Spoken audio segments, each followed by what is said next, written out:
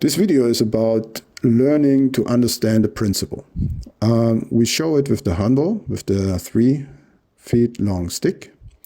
And I show my students at first a movement or a technique that is called Umote Gyaku. It's a classical joint lock on the wrist.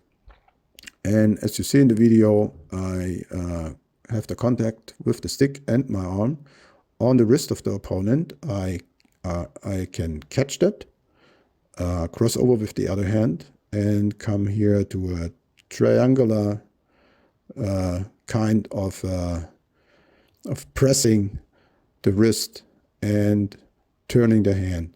It's already, this triangular grabbing is already on the bone, very, very painful. And it depends where I have the contact with the arm of the opponent. I can work on the wrist with the Umote Gyaku, as I said before. Or you can also work on the elbow when you are more up on the arm. This would be then Onikodaki. Or you can even work on the shoulder, on the joint, and dislocate the arm there with just the same way of grabbing.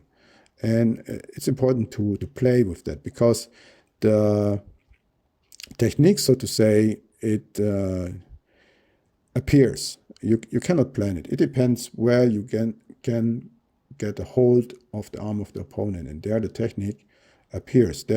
That's where you use the technique. That's where you use the idea. And this is important to understand. You cannot plan that. You use the situation to your advantage as much as you can. So you do the Umote Gyaku best out of this turning, out of this motion.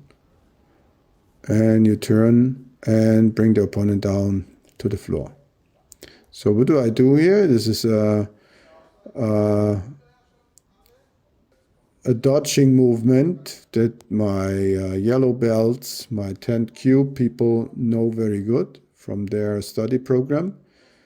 And this, I come to this position, and this we had also with shimevasa, with choking techniques with the stick.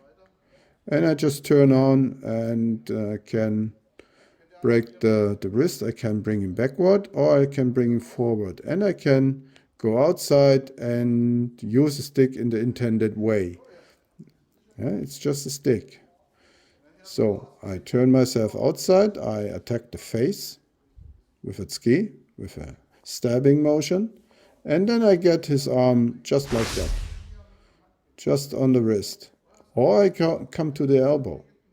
And it's the same motion like a pair of pincers, and then I cross over and come to Onikodaki. So this is one possibility of how to contact the arm of the opponent and use that for, here is an example of Onikodaki. So I come from the inside, stop him, and bring him out of his balance. I step to the side. Also can punch him here already, go out of the technique, or use it in that manner. This is all henka of classical Onikodaki. It also can be you have a closed baton, so it's very short, and you still can work with that. Yeah, you still can, or when you have a large flashlight, also possible. I can here do Umote Gyaku or Takiori and bring him down and use that for my technique. All right? So now you have some things to play with. So once more, he attacks, I step outside. Now it depends. When he's holding his hand in a vertical manner, it's ideal for my technique. Now he's doing it more in a horizontal manner, like a karateka would do it. And then I contact him in that way. It doesn't matter. As you see, I still can do here a technique like a party flex, and I still compress here the bone, and this is very painful. So when you are working with soft sticks, sometimes people don't get the idea why this technique is working. Because it does not hurt, so the people don't grab the idea. So, okay, they think they can counter. So do it with a wooden stick or metal stick, then it's something different. They feel immediately what's going on. So, okay, now here I compress the bone, and I still have the option for going into the Onikodaki, which is a very powerful joint lock. I'm here, or I go here, I cross over and go to the shoulder from under and use my own shoulder for a counter leverage. And can dislocate the arm like that, just. And here. Okay. If it's vertical or horizontal, it does not matter. You just pull and close the joint lock. It does not matter. So be free with the technique. Yeah, so this is the connection between Umote Gyaku and Onikodaki. So, and such techniques, always see them as a principle. Technique means, for me, it's something fixed. It cannot adapt.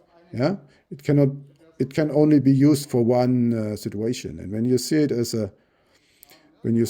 a kind of principle, then you can adapt, and it's a flexible thing. And you can adapt to a situation and use it in many situations. It's a more useful way of thinking. Now one of my advanced students, Picado, is doing the technique. He is using the other side of the stick. This can still work because of that wedge-like nature of the first contact. Michael, my brown belt, is doing that in the same way. But he is losing Picado, and he switches immediately into the next technique, into a Gyaku. Here once more, he's losing him. And immediately he's using the other hand of Picado, going into the Gyaku, stepping in and bringing Picado to the ground, pushing him just over. Very clever. This is the way how an advanced student should react, how he should work. And here once more. This part of the video we filmed before I showed the technique in detail, because I wanted to know how my students are working with that idea, with that task I gave them. And here once again, this nice technique combination from Michael.